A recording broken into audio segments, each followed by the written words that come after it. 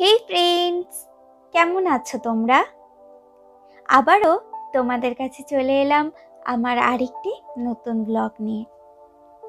আজ শুক্রবার আর এখন সময় বিকাল 5টা। এখন আমরা চলেছি ওয়েম্বলির উদ্দেশ্যে। আমাদের অনেক দিন ধরেই প্ল্যানে ছিল ওয়েলসটা একবার ঘুরে আসব, তবে বারবার কিছু না কিছু সমস্যার সম্মুখীন হতে হচ্ছিল। তার জন্য অনেকবার ওয়েলসের প্ল্যানটা ক্যান্সেল করতে হয়েছে। তবে এবার আর না, এবার সব সমস্যা পিছনে ফেলে আমরা রওনা দিয়েছি ওয়েলসের উদ্দেশ্যে।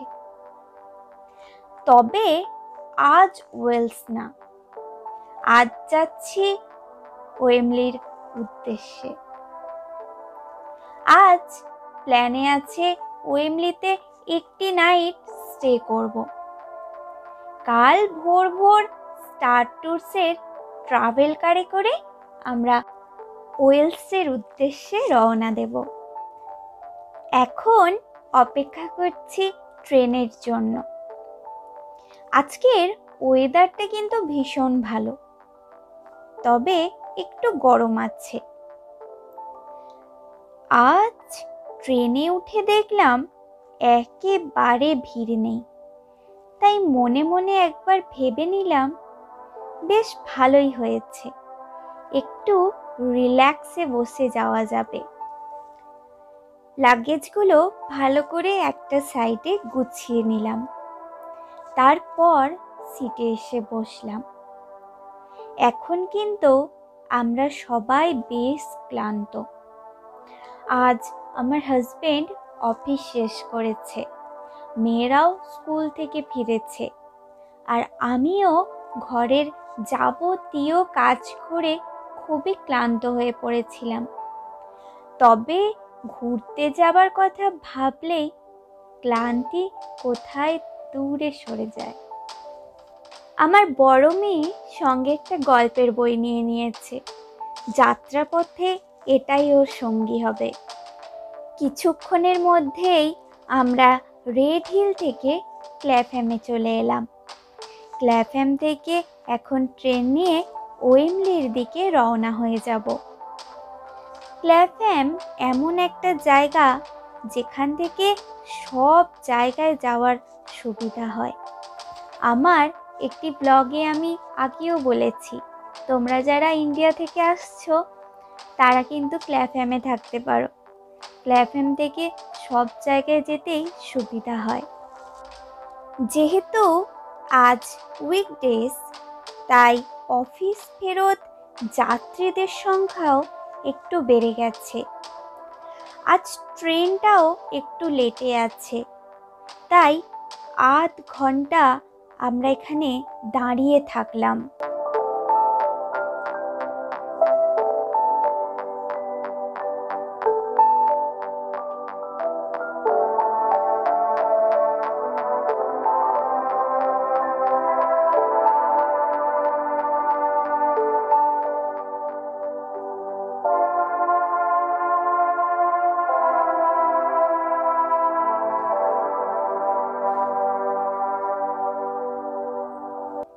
এখন গরমকাল, তাই সূর্যের আলো বেশ রাত পর্যন্ত এখানে দেখা যায়, তাই অসুবিধাটাও মানুষের একটু কমই হয় এবং ঘুরতে যাওয়ার জন্য মানুষ এই সময়টাকেই বেছে নেয়। তোমাদের ওয়েম্বলি স্টেশন আগেও দেখিয়েছি, তবে আরও একবার তোমাদের সাথে ওয়েম্বলি স্টেশনটা শেয়ার করে দিলাম। ইতিমধ্যেই ট্রেন এসে গেল। এখন ট্রেনটায় একটু হলেও জনসংখ্যা বেশি। আমি এখন জানলার কাছে বসবো আর বাইরের দৃশ্যগুলো উপভোগ করব। ছোট থেকেই ট্রেন বা বাসে আমার জানলার বাইরে বসে জানলার বাইরের দৃশ্য দেখতে বেশ ভালো লাগে। এখনো একইভাবে ভালো লাগাটা আমার মধ্যে কাজ করে। এত বড় বড় বিল্ডিং এই শহরটাকে সুসজ্জিত করেছে, দেখে ভীষণ ভালো লাগছিল। এগুলো দেখতে দেখতেই কখন যে আমরা এসে প্রবেশ করলাম ওয়েম্বলি স্টেশনে, সেটাই বুঝতে পারলাম না। দেখো কত বড় বড় বিল্ডিং আর কত সুন্দর, তাই না? দেখে কিন্তু আমার ভীষণ ভালো লাগছিল। দূর থেকে ওয়েম্বলি স্টেডিয়ামটাও তোমাদের দেখিয়ে দিলাম। এখন আমরা এসে গেছি ওয়েম্বলি স্টেশনে। এখান থেকেই এখন বাইরে বেরিয়ে যাব। এখন ওয়েম্বলি স্টেশন থেকে বাইরে বেরিয়ে এলাম। স্টেশনের ওপরেই আছে ট্রাভেলার্স। আজকের রাতটা এখানেই কাটাবো, তবে একেবারেই বসে কাটাবো না। এখানে পাশেই আছে স্বামীনারায়ণ টেম্পল। আমি প্ল্যান করেই রেখেছিলাম যে এখানে এলে এই মন্দিরে একবার ঘুরে ভগবানের দর্শন নিয়ে তবেই আমরা পরের দিন ঘুরতে যাব। তবে তার আগে তোমাদেরকে একবার ট্রাভেলার্সের রুম ট্যুরটা করিয়ে দেব। এখন আমরা ওয়েম্বলি স্টেশন থেকে বাইরে বেরিয়ে গেলাম, আর বাইরের ভিউটা অসাধারণ।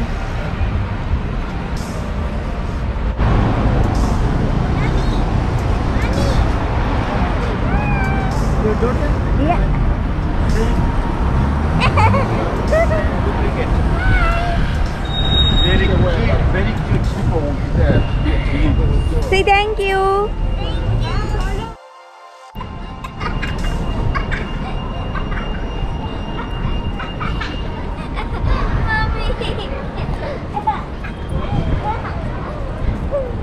তো আমরা স্টেশনের কাছেই ট্রাভেলার্সে থাকবো, আর পাশেই আছে টিকে ম্যাক্স। দেখা যাক কতটা আমরা ঘুরতে পারি। জায়গাটা কিন্তু আমার বেশ ভালো লেগেছে।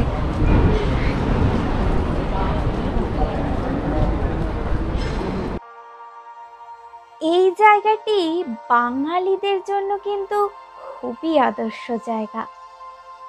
এমন কিছু নেই যেটা এখানে পাওয়া যায় না। আর সব থেকে বড় যেটা আমি দেখলাম, ইন্ডিয়ান সব মানুষই বলতে গেলে এখানে বসবাস করে, যেটা দেখে আমি একেবারেই অবাক হয়েছি। এটা দেখার পরে আমার মনে একটা কিন্তু বোধ হচ্ছিল যে আমি আদেও ইন্ডিয়াতেই আছি নাকি বিদেশে আছি। যাই হোক, আমরা এখন ট্রাভেলার্সের ভিতরে প্রবেশ করে গেলাম। আমাদের রুমের কিও আমরা পেয়ে গেছি। এখন রুমে যাব আর তোমাদের সঙ্গে চটপট রুম ট্যুরটা সেরে ফেলবো। তারপরেই একটু ফ্রেশ হয়ে আমরা মন্দিরের দিকে রওনা হয়ে যাব।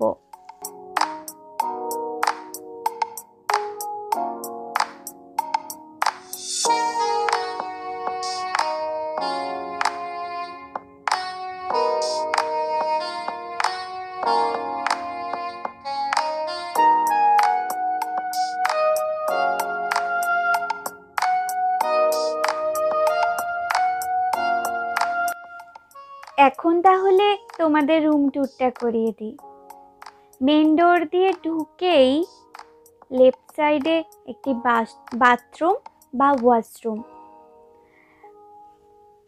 পাশেই আছে একটি বেডরুম।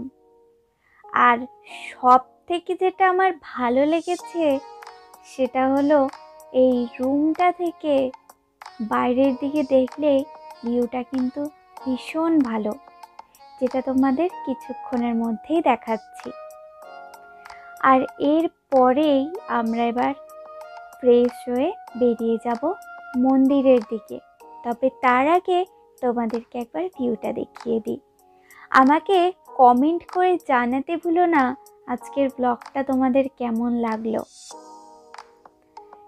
তো দেখো, পাশেই আছে টিকে ম্যাক্স, আর আমি যাওয়ার জন্য অধীর আগ্রহে অপেক্ষা করে আছি যে কখন ফ্রেশ হব আর হয়েই বেরিয়ে পড়ব। এখন আমরা ফ্রেশ হয়ে বেরিয়ে পড়েছি স্বামীনারায়ণ টেম্পলের উদ্দেশ্যে। এখানে আমি আগেও এসেছি, তবে তখন এসেছিলাম সনাতন টেম্পলে, যেটা আমার ভীষণ ভালো লেগেছিল।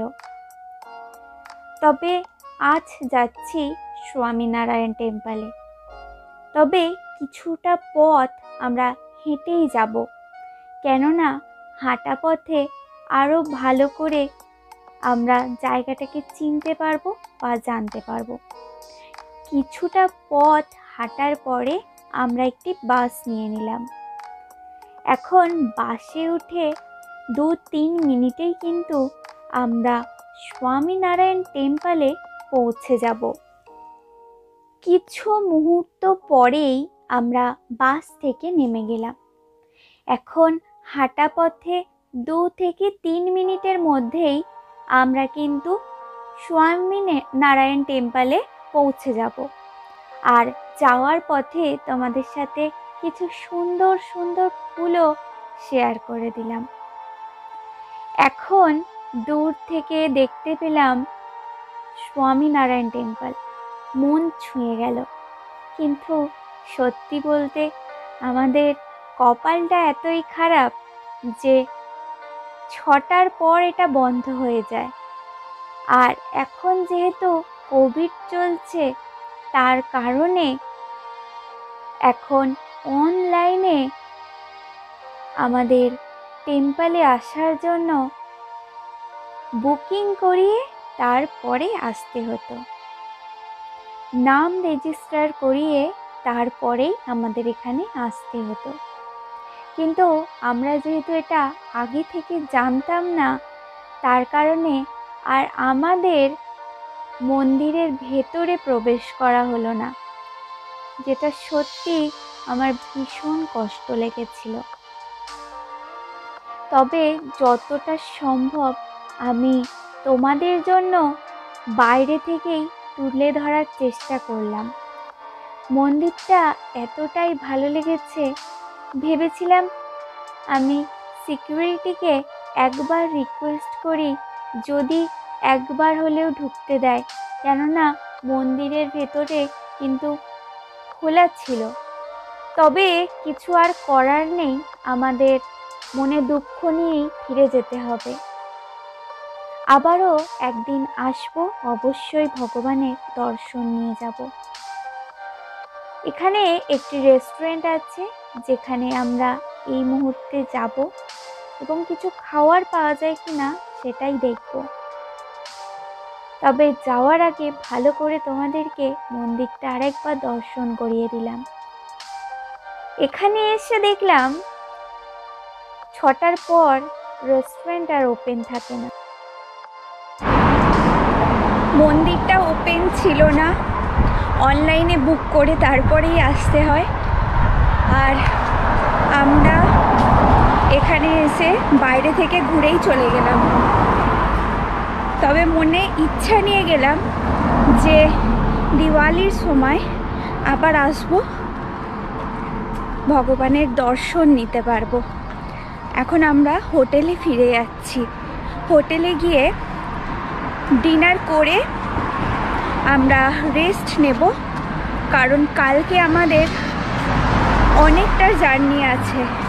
তার জন্য প্রপার রেস্টের প্রচণ্ডই দরকার। তো আমরা এখন হোটেলের দিকে রওনা হচ্ছি। মন্দিরের পাশ থেকে কিছু জিলাপি কিনে নিয়ে হোটেলের দিকেই রওনা দিচ্ছিলাম। আসার পথে দেখলাম বিশাল একটা কুল গাছ, যেখানে অনেক কুল হয়েছিল। এখান থেকেই কিছু কুলও নিয়ে নিলাম। আজকের ব্লগটা এখানেই শেষ করলাম। আবার আরেকটি নতুন ব্লগ নিয়ে খুব তাড়াতাড়ি চলে আসবো। ততদিনে তোমরা সবাই ভালো থেকো এবং সুস্থ থেকো।